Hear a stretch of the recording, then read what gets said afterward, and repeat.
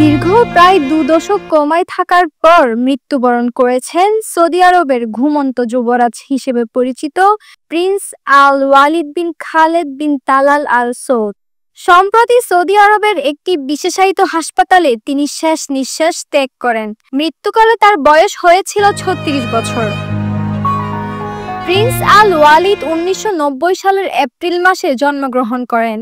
তিনি ধনকুবের প্রিন্স আল ওয়ালিদ বিন তালালের ভাগ্নে এবং প্রিন্স খালেদ বিন তালাল আল সৌদের জ্যেষ্ঠ পুত্র।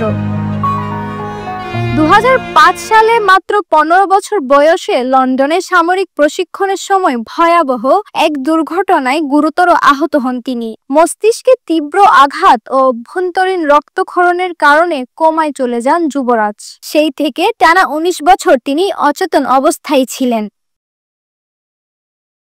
চিকিৎসার জন্য তাকে যুক্তরাষ্ট্র ও স্পেনের বিশেষজ্ঞদের তত্ত্বাবধানে রাখা হয়।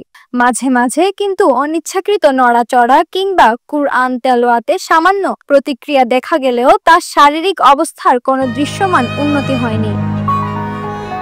সন্তানের প্রতি অসীম ভালোবাসা ও বিশ্বাস থেকে যুবরাজ খালেদ কখনোই ছেলের লাইফ সাপোর্ট প্রত্যাহারে সম্মতি দেননি, বরং সবসময় আশায় থেকেছেন কোনো অলৌকিক উপায়ে হয়তো তার পুত্র সুস্থ হয়ে উঠবেন। দীর্ঘ সময় কোমায় থাকার কারণে প্রিন্স আল ওয়ালিদ ঘুমন্ত যুবরাজ নামে পরিচিতি পান। তার মৃত্যুতে রাজপরিবার সহ গোটা সৌদি আরবে শোকের ছায়া নেমে এসেছে।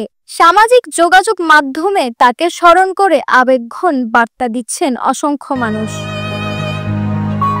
প্রিন্স আল ওয়ালিদের জানাজা ও দাফনের আনুষ্ঠানিকতা রাজপরিবারের পক্ষ থেকে পরিচালিত হবে বলে জানানো হয়েছে। ডেস্ক রিপোর্ট, একান্ত।